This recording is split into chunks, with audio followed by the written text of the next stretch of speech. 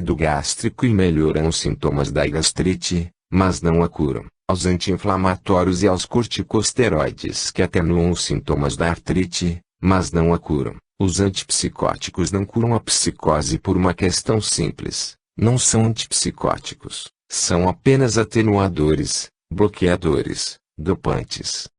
Onde está a doença? Nos pensamentos e nos sentimentos. Então, é para aí que deve endereçar-se o tratamento. E a origem de tudo, geralmente, está no inconsciente, onde todo o nosso passado transpessoal está acontecendo nesse exato momento. Mas meus colegas médicos ainda não conseguem sequer imaginar que possam existir medicamentos que sejam capazes de afetar beneficamente os pensamentos e os sentimentos. Dessa forma, conjuntamente com a psicoterapia, utilizam os psicotrópicos para acalmar os agitados, para fazer os tristes sentirem-se melhor, através de uma ação química, em nível cerebral. Mas não seria melhor, conjuntamente com a psicoterapia, ir-se direto ao ponto, ou seja, afetar os pensamentos e os sentimentos diretamente? Isso é possível. Sim, com os medicamentos também energéticos, por exemplo, as essências florais. Mas esses não são produzidos pelos laboratórios multinacionais e, portanto, não são aceitos, nem sequer considerados, não são científicos. E do mesmo modo que a asma, a gastrite, a artrite, e tantas outras doenças consideradas incuráveis por uma medicina química que não consegue alcançar a causa, a origem das doenças, a psicose é melhorada pelos medicamentos químicos, mas nunca será, dessa maneira, curada. Mas interessa, realmente, aos laboratórios curar as doenças. As essências florais foram descobertas pelo Dr. Edward, na década de 1930, na Inglaterra.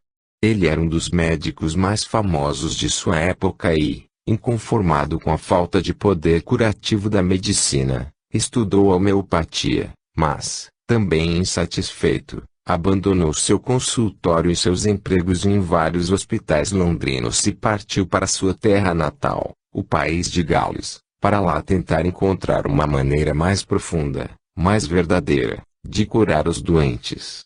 Após algum tempo, passou a investigar as flores e foi descobrindo seus poderes curativos, experimentado em si mesmo e verificando seus efeitos, preparando os medicamentos e percebendo o efeito benéfico. Assim, iniciou a criação da terapia floral, com o uso de medicamentos energéticos endereçados às nossas características inferiores de personalidade e aos nossos pensamentos e sentimentos negativos. Apenas quem trabalha profissionalmente com as essências florais, em nível de consultório, durante anos e anos, pode realmente acreditar que aquelas gotinhas tenham um efeito tão profundo, tão poderoso sobre as pessoas. A função do reino vegetal em nosso planeta é de limpar a atmosfera de toxinas e energias negativas, originadas pelos seres humanos e suas ações, por emanar uma energia mais pura, mais elevada, que se contrapõe às energias inferiores. Um medicamento preparado a partir de uma flor possui a mesma frequência da flor da qual é originária e tem o mesmo poder de atuar, beneficamente, nos seres humanos. Por exemplo, a empatia faz com que uma pessoa impaciente possa, aos poucos, ir adquirindo a paciência. O mimo-luz faz a pessoa ir encontrando a coragem. Ao ilô ajuda a ir libertando-se da mágoa, etc. As essências florais elevam a vibração das pessoas, auxiliando-as a acessar níveis de pensamento e sentimentos superiores que irão, gradativamente, eliminando os padrões inferiores como, por exemplo, a raiva, oli, a depressão, suetchestnut, a falta de confiança, lache, a saudade, onesukli, a culpa, pine, o sentimento de rejeição, evenimprose, etc. As essências florais elevam a nossa frequência, fazendo com que possamos acessar uma virtude ou qualidade que, geralmente, não conseguimos.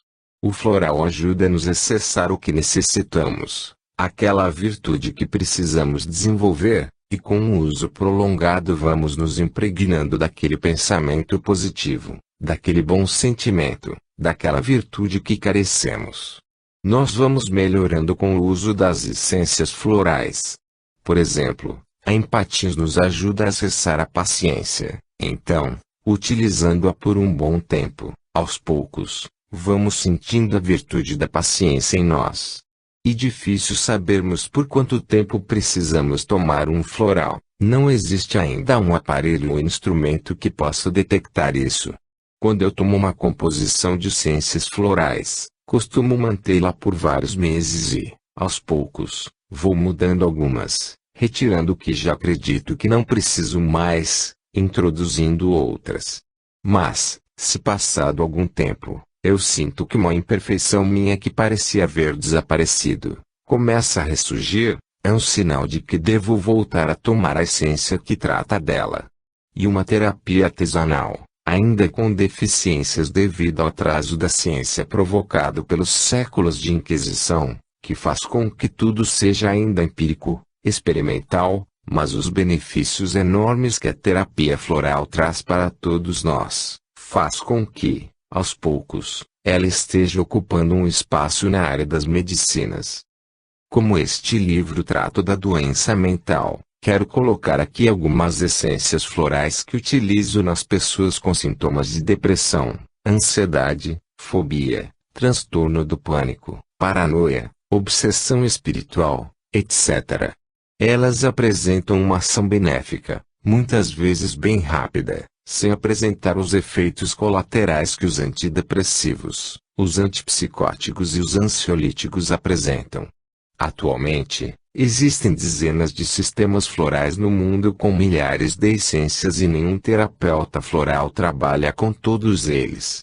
Eu utilizo os sistemas do Dr. Bach, da Califórnia, do deserto do Arizona, da Austrália, Bush, de Minas Gerais e do Alasca, e, então, as essências florais que colocarei aqui para esses problemas emocionais, mentais e espirituais, estão dentro desses sistemas. A prescrição na terapia floral deve ser individualizada a cada pessoa. Estou colocando aqui algumas das essências que tratam esses transtornos, pois existem muitas mais e numa receita não se trata apenas um aspecto, e sim a totalidade da pessoa. Por exemplo, numa pessoa com depressão ou com medo deve-se trabalhar com florais também a autoestima, a confiança em si, a valorização. Num caso de paranoia, se a pessoa refere raiva, irritabilidade, etc., isso também deve ser tratada com os florais. E assim por diante. 1. Depressão. Sweet Chestnut, Bach, para a forma mais profunda de angústia e desespero, situação extrema, solidão profunda, tendência ao suicídio, sente que chegou ao fundo do poço. Temos também o Organ Pipe Cactus do deserto, o Aratá de Bush e o Heliotropium de Minas, e pode-se utilizar 2 ou 3 deles concomitantemente. Pode-se associar o Gorse, o Imortal, o Selfeal, a Tabebu e outros. Se a pessoa refere em sua infância uma má relação com sua mãe ou a falta dela, a mariposa lili, se for com o pai, o saguaro. Miosotis, Minas, para quem perdeu um ente querido e não consegue se recuperar disso, mantém uma forte ligação emocional, perde o gosto pela vida devido a essa perda irreparável. É conveniente associar o Oneizucle para a pessoa conseguir desligar-se desse fato passado, também o Bleeding Heart para a dependência afetiva, o Larch para a insegurança e o Witch Chestnut para esse pensamento persistente. Borage, Fez, para a depressão crônica, aperto no peito, para os desalentos da velhice, a falta de fé, a desesperança, o cansaço da perda gradativa da saúde. Útil para velhos em asilos, viúvos, pessoas solitárias.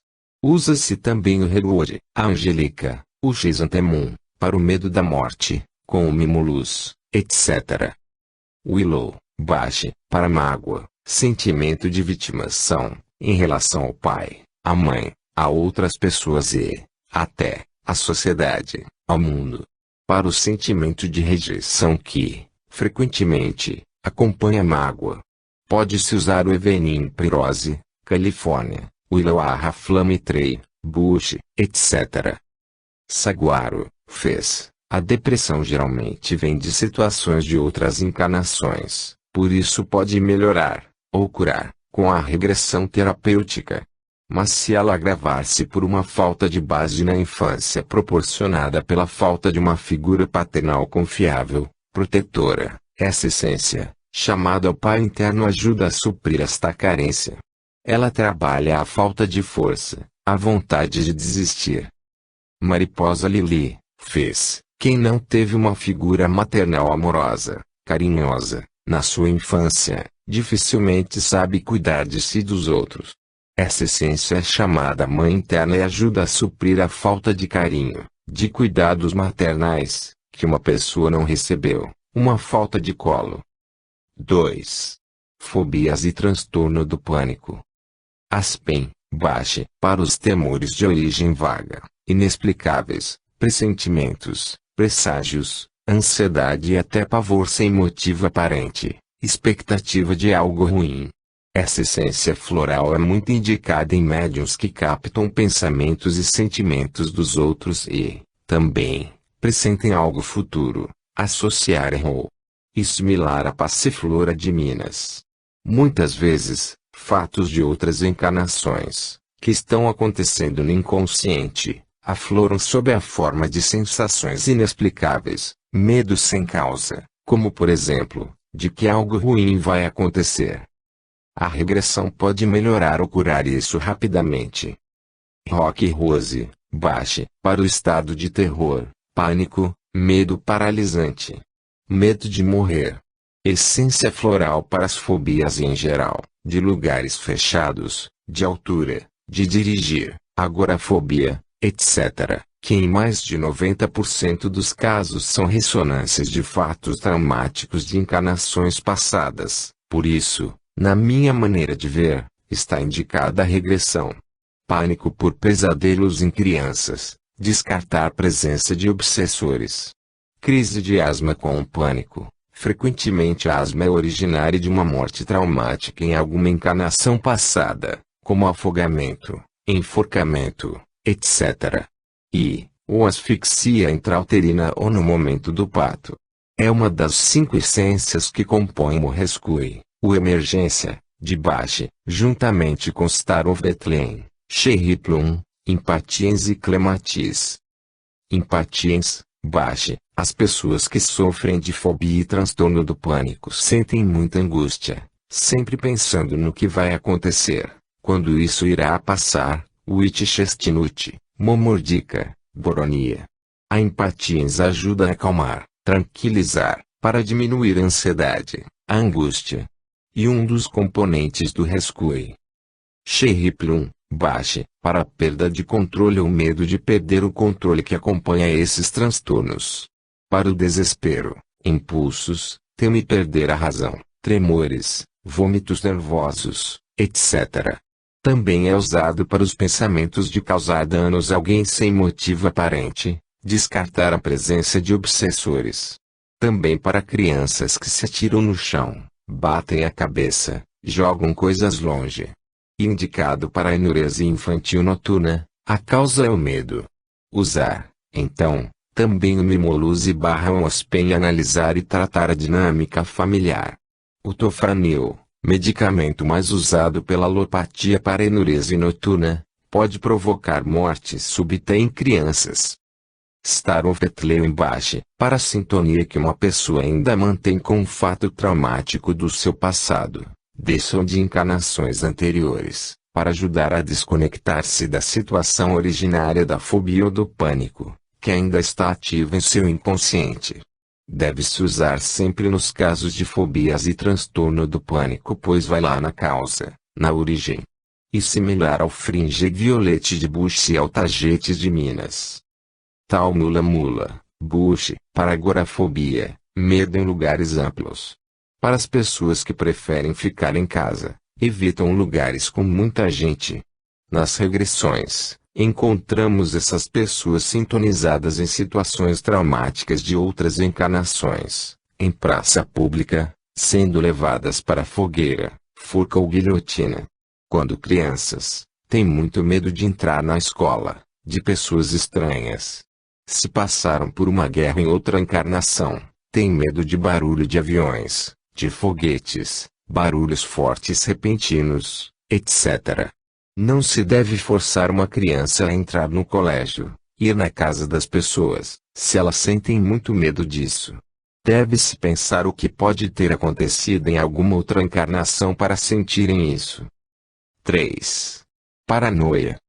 Oregon Grape fez, para a crença que estão lhe perseguindo, vigiando, querem lhe fazer mal, estão falando dele, expectativa de intenções hostis vindas dos outros, desconfiança. Frequentemente, isso aconteceu em alguma encarnação passada e ainda está acontecendo no seu inconsciente, de maneira que a pessoa sente isso porque está acontecendo mesmo. A regressão pode ser bem eficaz nesses casos. Mas sempre deve ser descartada a presença de obsessores, pois se a pessoa sente alguém me seguindo, perseguindo, querendo lhe fazer mal, pode ser uma pessoa invisível. Uma investigação em centro espírita é obrigatória. E similar ao Oregon Grape do deserto e ao Pastoriz de Minas. Witchestnut, baixe, para atividade mental compulsiva e obsessiva, excessiva preocupação e ansiedade, para o diálogo mental incessante, pensamentos repetitivos, prisão mental. Usa-se, inclusive, para a insônia. As pessoas que sofrem de paranoia, pelo transtorno que isso causa em suas vidas, dificilmente conseguem parar de pensar, por isso, é importante utilizar essa essência que tende a acalmar a sua mente. Costumo administrar esse floral reforçado pelo Momordica de Minas ou pelo Boronia de Bush, enquanto a pessoa realiza um tratamento desobsessivo em centro espírita e depois talvez precisemos investigar seu inconsciente à procura do fato de alguma encarnação passada, onde ainda está vivendo, onde foi perseguido, acossado, ameaçado, etc. 4. Agitação, hiperatividade. Impatiens, baixe, para uma pessoa irritável, agitada, impaciente, que não consegue ficar parada, impetuosa, de mau humor, intolerante, tensa, impulsiva. E um calmante floral. Dandelion, fez, pessoa com muita energia, muita intensidade, quer fazer muitas coisas ao mesmo tempo. Não consegue parar para refletir o que está fazendo, grande tensão muscular, dificuldade em conseguir relaxar para descobrir os conflitos centrais que estão no cerne da sua agitação, da sua tensão. Witchestnut, baixe, para atividade mental incessante, dificuldade de parar de pensar, de acalmar-se, de fazer uma meditação, um relaxamento. Uso obrigatório na insônia, com lavender. Vervain, baixe, pessoa fanatizada com uma ideia, uma crença, acredita firmemente naquilo e quer, precisa, convencer aos demais. Nervoso, ansioso, desgastado, obcecado por um assunto, um tema. Pode-se associar a chamomile, fez, se houverem sintomas gastrointestinais e o snapdragon, fez, se houver uma tensão mandibular, uma compulsividade de morder. Até o bruxismo. Cherry Plum, para ter mais controle sobre seus impulsos. 5. Transtorno obsessivo compulsivo, TOC. Crab Apple, baixe, essa essência lida com as questões de limpeza e sujeira. E usada nas pessoas que têm uma necessidade de lavar as mãos, limpar tudo, acham que está tudo sujo, contaminado. E um sintoma sifilítico e deve ser tratado com a homeopatia Cipilinum. A homeopatia Arsenicum album pode curar isso. Muitas vezes, encontramos numa regressão, atos impuros que essa pessoa cometeu em alguma encarnação passada, dos quais seu inconsciente quer limpar-se, mas essa sensação de sujeira pode também ser consequência de abusos sexuais nessa infância ou em vidas passadas. Nesse caso precisamos associar os florais bálsamo poplar, Alaska, wisteria, fez, Star of Bethlehem, baixe, artemisia, Minas, um looking sexual grace, uma composto da Desert Alchemy, etc. Witchestnut, baixe, no toque é obrigatório acalmar a mente da pessoa com essa essência, reforçada com a momodica ou a boronia. Impatiens, baixe, é preciso tranquilizar a pessoa, acalmá-la, desenvolver nela mais paciência, mais serenidade. Sheriplum, baixe, essa essência, por trabalhar a falta de autocontrole, é de uso obrigatório nas pessoas com toque, pois não conseguem se controlar, deixar de fazer o que têm compulsão de fazer, seja limpar-se, organizar tudo, contar compulsivamente, verificar portas, o gás do fogão, realizar certos rituais, etc. Mas não devemos esquecer que tudo tem uma causa, uma origem e, por exemplo, uma tendência de verificar se a porta e as janelas estão fechadas pode ter explicação em um assalto, uma invasão, ocorrido na sua infância ou em outra encarnação, e aí a regressão terapêutica pode desligar a pessoa daquele fato e curar o toque. O medo de fogo também pode ser curada pela regressão, encontrando de onde vem esse medo. A investigação em centro espírita também é obrigatória, pois dificilmente não haverão espíritos obsessores lhe incutindo ideias, necessidade de fazer isso ou aquilo. Pine, baixe, a culpa é uma das causas mais frequentes de toque, principalmente nos casos com autoagressões, automutilação. Se numa sessão de regressão aparecer que essa culpa é de outra encarnação, deve-se associar o Isop, fez. Saguaro, fez. Frequentemente, numa pessoa com toque percebe-se uma falta de base na infância, e ele tem, então, uma necessidade de segurar-se nos rituais, contar repetidamente, fazer algo um certo número de vezes, etc. Muitas vezes dizem que é para não acontecer algo de ruim. O que pode ter acontecido de ruim em alguma encarnação passada? E o que os obsessores estão lhe incutindo na mente? O saguaro proporciona uma firmeza, numa ação paternal, uma maior base para lidar com a vida. Se faltou uma boa mãe na infância, a mariposa Lili. Se faltou um verdadeiro lar, o Stingingnetli. 6. Agressividade. Oli, baixe, é um floral de uso universal, ou seja, todos nós devemos tomar o Oli, pois essa essência floral trabalha em nível do chakra cardíaco, ajudando-nos a limpar tudo que não é perfeito em nós. Ela aumenta nossa capacidade de amar. Mas, principalmente, nas pessoas agressivas, ele deve ser utilizado por bastante tempo. Como ela pode provocar um agravamento inicial da raiva, um afloramento, nas pessoas muito agressivas eu costumo substituí-lo pela Camélia de Minas, que acredito que faz essa limpeza mais suavemente, ou então associo a Blue Elf Viola do Alasca, além, claro, de sempre administrar nessas pessoas a Impatiens, a Cherry Plum e outros tranquilizantes florais.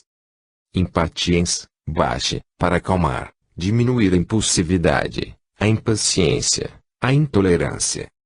Cherry Plum, baixe, para aumentar o autocontrole, para controlar os instintos. Calêndula, fez, para a pessoa briguenta, que fala agressivamente, qualquer conversa vira uma discussão. Vervain, baixe, para o excesso de entusiasmo, paixão por uma ideia, reformadores, missioneiros, fanáticos.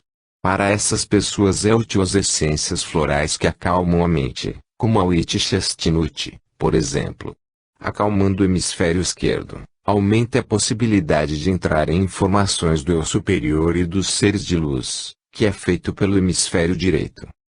Snapdragon, fez, para as pessoas com marcante presença física, com uma vontade e energia muito fortes. Expressão verbal dura e destrutiva, sarcasmo mordaz, crítica fustigante. Tensão maxilar. Bruxismo. 7. Ansiedade. Impatiens, baixe, um dos maiores tranquilizantes florais. Para desenvolver a paciência. Lavender, baixe, para quem é excessivamente alerta, sempre em atividade, não consegue relaxar, acalmar-se. Croia, Buche, para as incomodações do dia a dia, preocupações cotidianas, cansaço, estresse. Chamomile, Fez, para a irritabilidade, nervosismo, principalmente quando afeta os órgãos digestivos. Witch Chestnut, Bache, para diminuir a atividade mental, para acalmar a mente, pensar menos. Dandelion, Fez, pessoa muito realizadora, excesso de atividades, de movimento, não consegue descontrair. Zinnia, Fez, seriedade excessiva, criança interior reprimida, dificuldade de brincar, muito adulto. Vício do trabalho. Poder se associar a Little Flannel Flower do Alasca, que faz aflorar a criança interior. 8. Obsessão espiritual. Fringe Violette, Bush, a flor da qual é feita essa essência tem 5 pontas, é de cor roxa, transmutação, e os seus bordos são pequeníssimas franjas similares à nossa aura. Ela é usada para limpar e reconstituir a aura, afetada por obsessores. E uma essência de limpeza e proteção. Montaigne Pennyroyal, Fez, pensamentos negativos absorvidos de entidades, o que leva à desvitalização e dificuldade de pensar claramente por se tomar decisões racionais. Rui, Fez, para aumentar as defesas contra negatividades. Para proteção contra energias negativas. E Arruda. Angel Sword, Bush, protege contra influências externas, de modo que a pessoa possa receber informações do seu eu superior, sem interferência de outras fontes ou entidades. Linum, Minas, deve ser empregado nos casos de obsessão espiritual em que há uma influência externa sobre os pensamentos e sentimentos. A ação protetora dessas essências florais de proteção, em uma pessoa afetada por entidades espirituais inferiores, não substitui a mudança interna, pois são as características negativas de personalidade que atraem e mantêm esses seres. Por exemplo, se alguém tem o hábito de beber bebidas alcoólicas, quase sempre anda acompanhado por espíritos desencanados e alcoolistas, que ainda querem beber. E então, influenciam a pessoa a beber. Prejudicam sua vida para que as coisas não deem certo, não consiga emprego, etc., para que procure consolo no álcool. O mesmo ocorre nos usuários de drogas, lícitas como cigarro ou ilícitas como a maconha e cocaína. A reforma íntima é a maior proteção contra a influência negativa de seres desencanados. A elevação da frequência é um escudo protetor natural contra as frequências baixas circundantes. Nenhuma essência floral ou procedimento energético de proteção seria necessário se as pessoas conseguissem manter elevado seu padrão energético. Para isso, é preciso não sentir raiva, nem se irritar, nem se impacientar, nem sentir tristeza, mágoa, depressão, etc., ou seja, manter-se a maior parte do tempo em um estado de paz interior. Citei apenas algumas essências florais para os casos mais comuns de consultório, para os quais são utilizados os psicotrópicos como primeira opção e penso que não é necessário que seja assim. Como falei anteriormente, o uso desses medicamentos químicos deve ser reservado para os casos agudos, emergenciais, enquanto que para os casos não tão assustadores devem ser tentados, inicialmente, os medicamentos energéticos e os procedimentos vibracionais e espirituais. Mas, mesmo nos casos de emergência, pode-se associar essas terapias energéticas, como o Rescue, por exemplo, que tem uma ação maravilhosa. Ele é um composto emergencial de Bach que contém 5 essências, o Star of Bethlehem, que atua, maternalmente, na situação traumática, o Rock Rose para o medo intenso, a fobia, o pânico, o impatience, para acalmar, tranquilizar, o Cherry Plum, para aumentar o autocontrole, e o Clematis, para o aterramento. Todos devem ter um vidro de Rescue em casa e podem tomar 4 gotas quando e quantas vezes sentirem necessidade. Como a homeopatia que, recentemente, foi aceita pelo meio médico, também a terapia floral, em breve, será reconhecida como medicina aqui no Brasil, já que em inúmeros outros países ela está sendo utilizada cada vez mais pelos médicos. Existem muitas medicinas: a medicina química, a alopatia, a medicina homeopática, a medicina floral, a medicina espiritual, etc. Psiquiatria, do demoníaco ao científico. Cláudio Lira Bastos, médico psiquiatra da Universidade Federal Fluminense, em Niterói, diz no seu livro Manual do Exame Psíquico, segunda edição, de 2000, até o século XVIII, a psiquiatria estava ainda intimamente ligada à religião e à magia, com as doenças mentais sendo atribuídas à ação dos maus espíritos.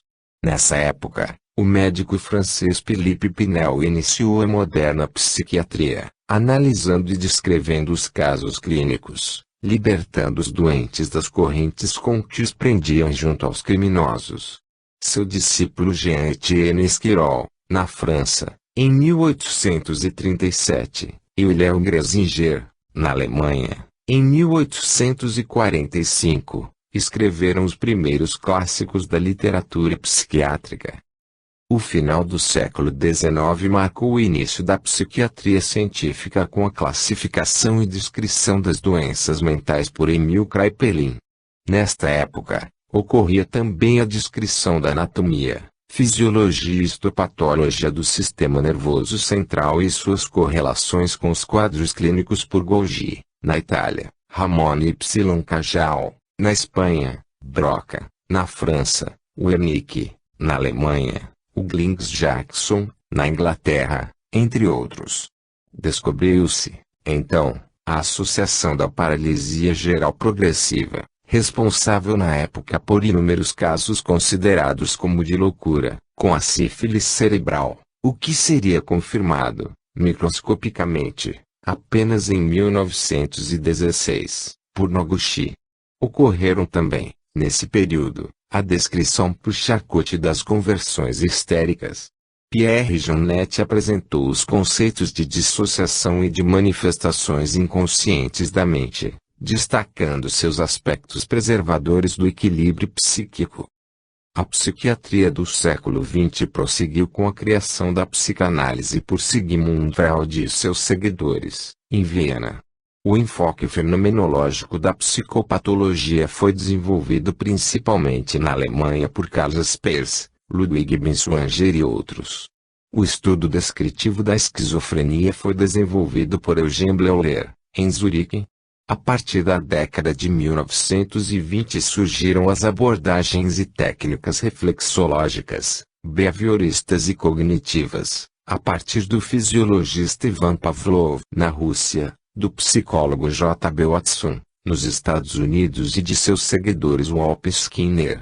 As técnicas psicoterápicas desdobraram-se nas inúmeras escolas psicanalíticas ou técnicas delas derivadas, nas terapias de grupo e nas terapias familiares. Paralelamente, surgiram os estudos de psicossomática e as técnicas de praxiterapia. Em 1950, Charpentier e alunos sintetizaram a clorpromazina, o primeiro neuroléptico e, em 1953, J. Delay e P. Deniker descobriram seu uso psiquiátrico, que possibilitava o tratamento dos estados psicóticos sem a necessidade de internação e, dessa forma, puseram a termo a onda das psicocirurgias, lobotomia, em que apenas de 1949 a 1951, 20.000 pacientes nos Estados Unidos tiveram seus cérebros lesados por esta prática. A partir daí, vêm surgindo antipsicóticos, antidepressivos e tranquilizantes cada vez mais seguros e eficazes, permitindo que a maioria dos pacientes pudesse viver total ou parcialmente fora dos hospitais psiquiátricos e, assim, se tornar suscetível às técnicas psicoterápicas, praxiterápicas e ressocializantes. A década atual tem presenciado uma grande intensificação dos estudos sobre as substâncias neurotransmissoras cerebrais numa ávida busca por drogas de ação cada vez mais específica, ou seja, objetivando a máxima eficácia e o mínimo de efeitos colaterais indesejáveis. Infelizmente, Isso tem acontecido às custas de uma lamentável negligência quanto ao rigor do exame psíquico e na avaliação diagnóstica. Na literatura científica e nos congressos atuais observa-se um preocupante empobrecimento das descrições de casos clínicos, a reboque de uma despropositada tentativa de automatização e quantificação do diagnóstico.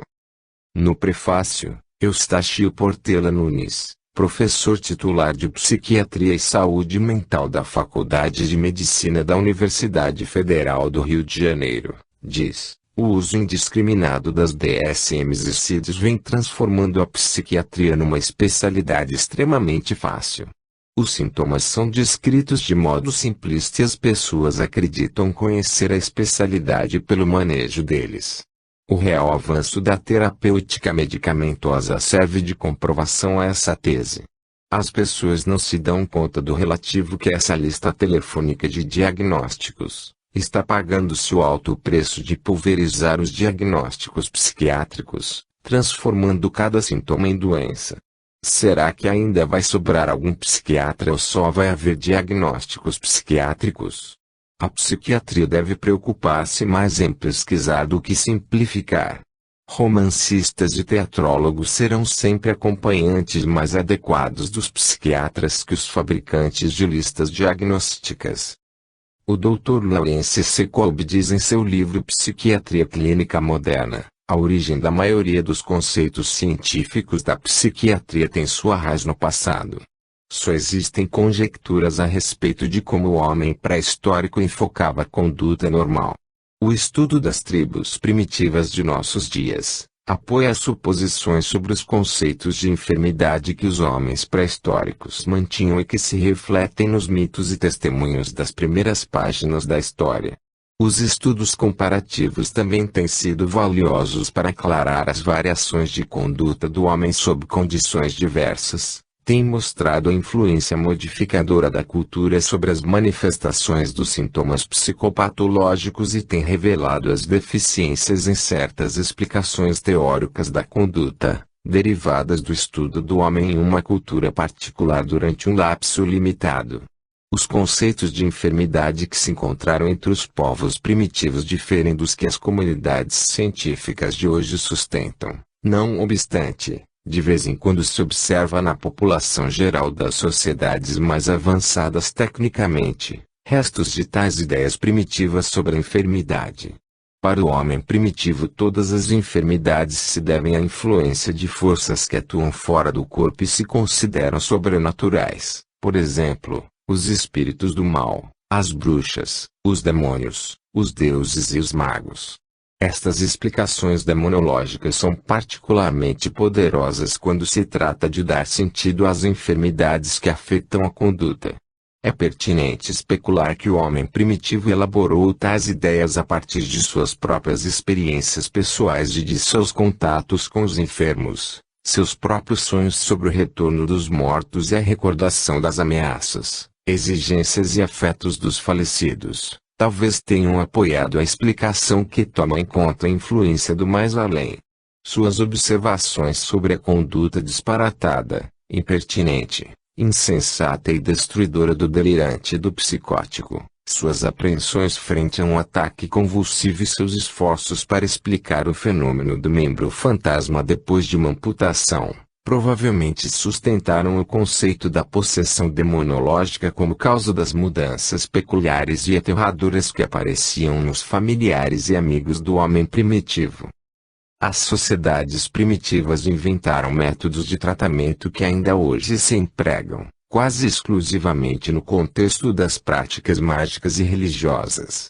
Nestes métodos que, em geral, produziam recuperação do indivíduo afetado, pode-se perceber os rudimentos do que chegaria a ser a técnica psicoterápica. Com frequência, o feiticeiro trata de encontrar a alma perdida ou atribulada, afugentar o demônio e logo fazer regressar a alma ao corpo.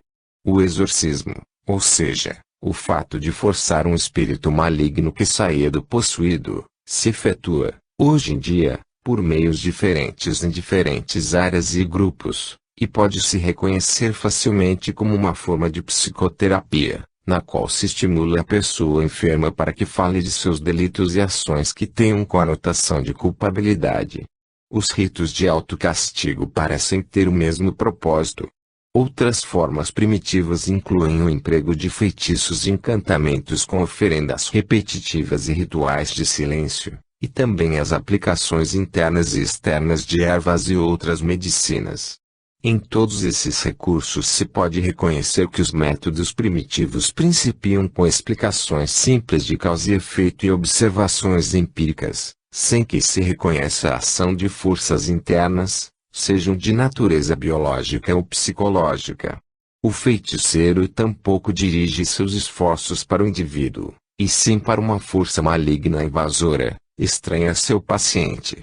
Os significados e os objetivos dos ritos primitivos, embora psicoterapêuticos, não guardam relação com os tratamentos modernos, que encontram a fonte da enfermidade dentro da organização biosocial e o desenvolvimento do homem.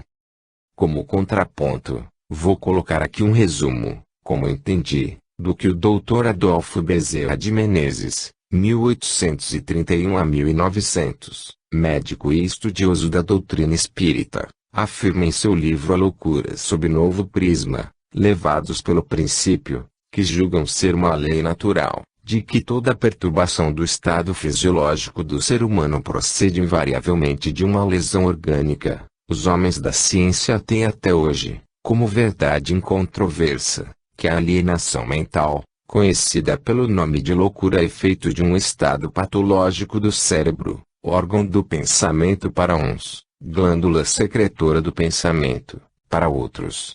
Neste ligeiro trabalho, proponho-me a demonstrar que o pensamento é pura função da alma ou espírito e, portanto, que suas perturbações não dependem de alteração do cérebro, embora possam elas concorrer para o caso, pela razão de ser o cérebro instrumento das manifestações, dos produtos da faculdade pensante.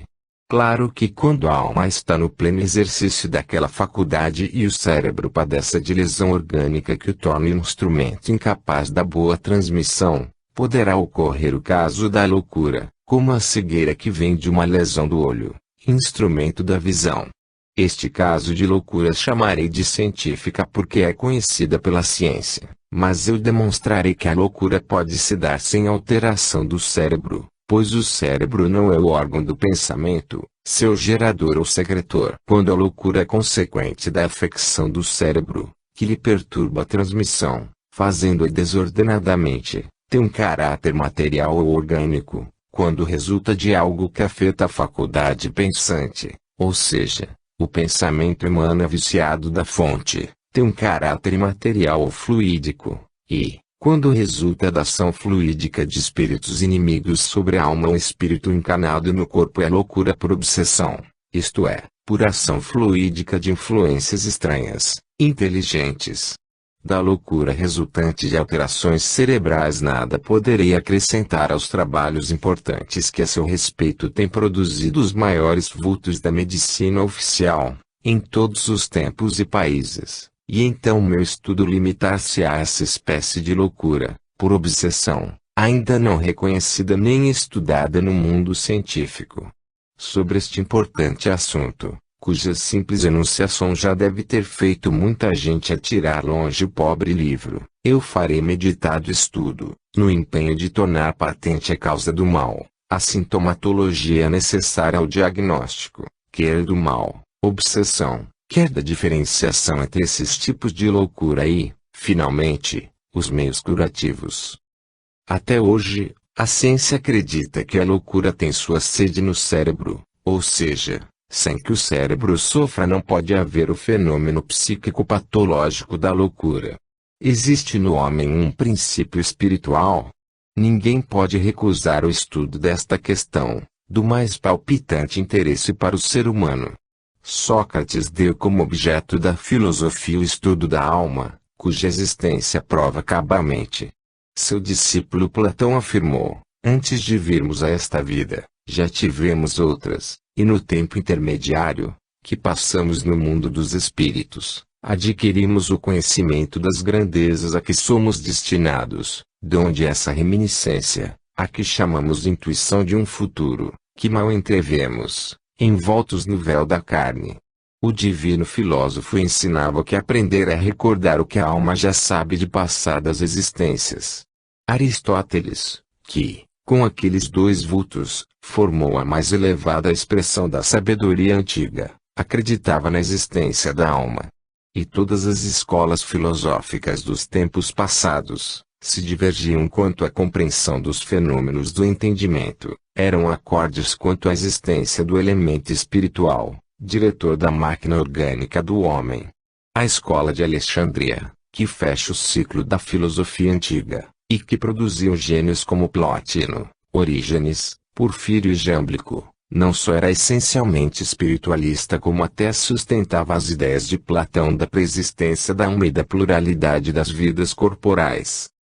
Em resumo, está aí estampado o modo de pensar da antiguidade, tanto no Oriente como no Ocidente, pois dos arianos procedeu a ciência dos egípcios e destes a da Grécia, que foi a fonte onde beberam os povos da Europa. Mas entre a antiguidade espiritualista e o moderno espiritualismo deu-se um notável eclipse, devido à filosofia de São Tomás, firmada nos princípios da Igreja Romana, que levantou a fé contra a razão, o condenado racionalismo. A revolta contra essa imposição da Igreja foi ao extremo de suprimir a alma, de que se constitui principal motor o célebre Bacon, criando a ciência indutiva, em que beberam o veneno do materialismo Hobbes, Gassendi e Locke, os primeiros que hastearam a bandeira da negação materialista. Felizmente, a revolta teve quem a combatesse, e colocasse em terreno digno do homem livre e esclarecido, o princípio comprometido pela ambição de domínio da Igreja Romana. Descartes, com seu método quase positivista, restabeleceu os princípios da existência e da imortalidade da alma, concluindo que, se é incontestável a existência do corpo, mas o é do pensamento, pura emanação da alma. Sobre os escombros da antiguidade surgiu, pois, a escola materialista, mas, prestes, ergueu-se a combatê-lo o espiritualismo cristão. O materialismo que, por momentos, se julgou o senhor do campo, recolheu-se, corrido da filosofia, e foi assentar sua tenda no terreno da ciência, ainda mal esclarecida. Perscrutou a organização do universo e do corpo humano e fez desses dois pontos seus formidáveis baluartes. Acompanhemo-lo aí. O universo, isto é, o turbilhão infinito de todos os seres é matéria, pois o homem não pode admitir existência do que não lhe é apreciável pelos órgãos dos sentidos, que o põe em relação com o mundo exterior. Mas quem deu ao homem o direito de afirmar que só pode existir o que é acessível aos sentidos?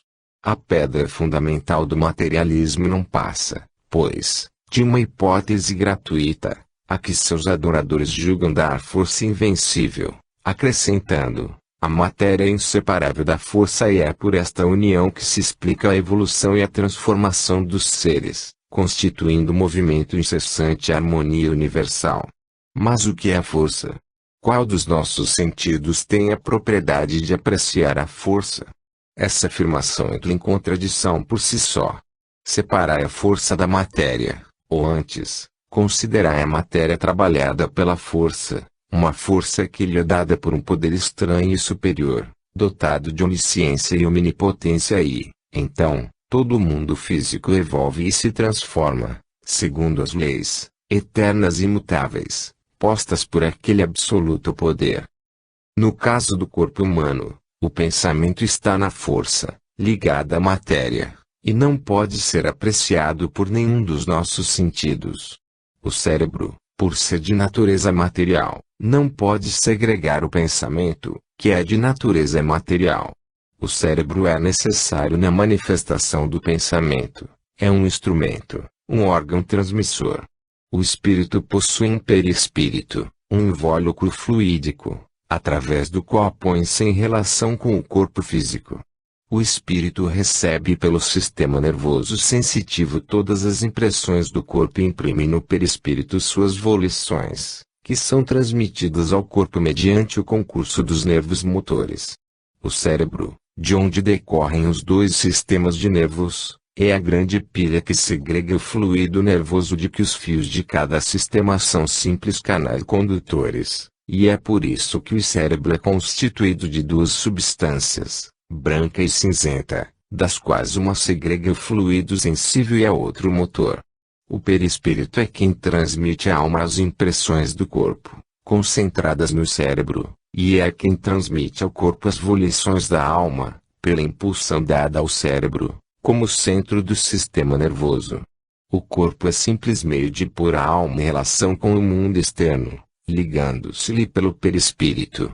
A alma é que sente, que recebe, que quer, segundo as impressões que recebe do exterior, e mesmo independente delas, pois também recebe impressões morais e tem ideias e pensamentos sem a intervenção dos sentidos corporais. E tanto é assim que, separada do corpo, pela morte ou por simples desprendimento, ela exercita todas as funções psíquicas que exercia quando ligada ao corpo, possui e exercita a inteligência e a razão, a sensibilidade, não mais física apenas, a vontade, a memória, a consciência, não sendo mais tolhida pelas prisões carnais.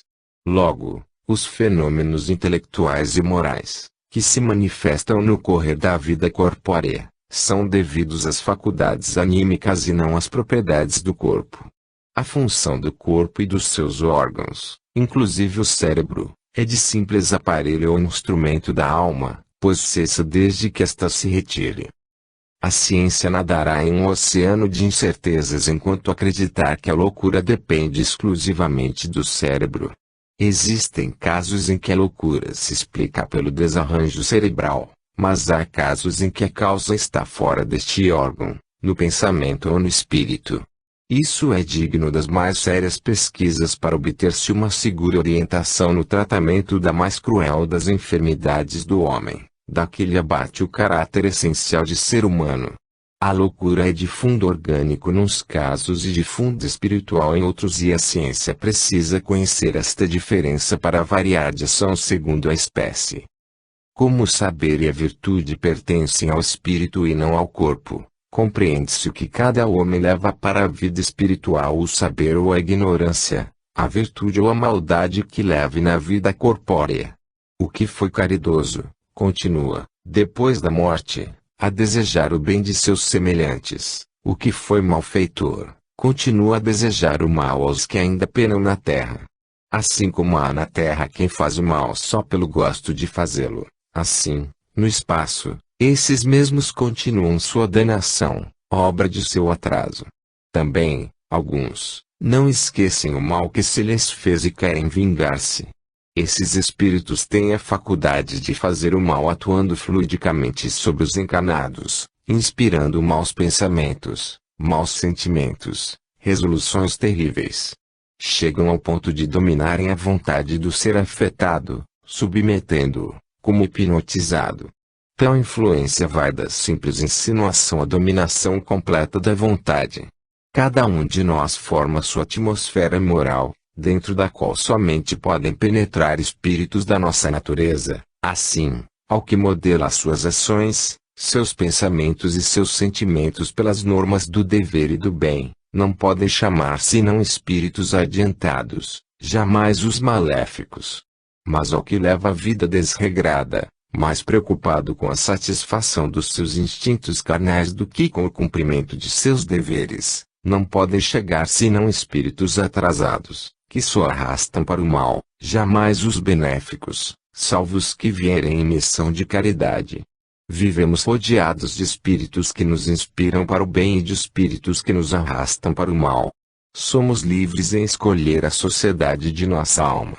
Um espírito que seja um inimigo pessoal de alguém encarnado nada pode fazer para prejudicá-lo se seus pensamentos, sentimentos e atos se moldarem pelo bem, o que o torna invulnerável à sua intenção maléfica, mas se encontra uma brecha, passa a explorar habilmente a perturbação daquele a quem quer prejudicar e vai subjugando a vontade da sua vítima, até fazer dela instrumento passivo da sua.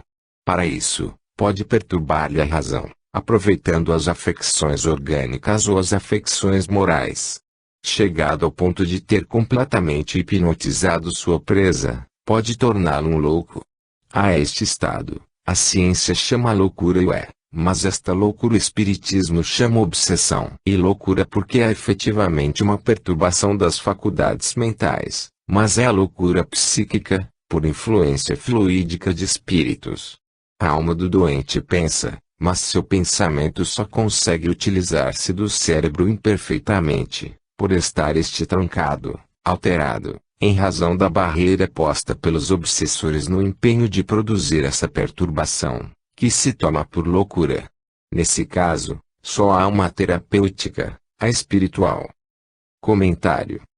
Da mesma maneira como a medicina alopática foi desvinculando-se do ser humano, encarando-o como uma máquina de carne e osso, desprezando sua vida, seus pensamentos, seus sentimentos, dividindo o corpo humano em partes, cada especialista estudando e tratando uma delas, e querendo curar sua parte, chegando hoje a um grau de sofisticação inimaginável, sabendo tudo de corpo, mas não conseguindo realmente curar, apenas amenizar, atenuar os sintomas. A psiquiatria, a medicina da mente, vem seguindo este mesmo caminho equivocado.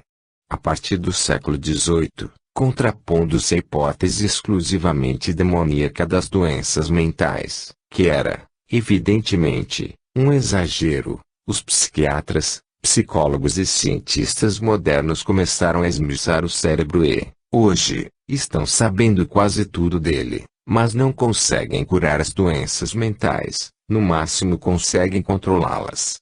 Por quê? Por incorrerem no mesmo erro da sua irmã medicina do corpo, de querer encontrar a causa das doenças no cérebro, quando ela está nas características de personalidade dos doentes. Ela inicia e perpetua-se em seus pensamentos e sentimentos e está na obsessão espiritual e nas ressonâncias de nossas encarnações passadas, vívidas no nosso inconsciente.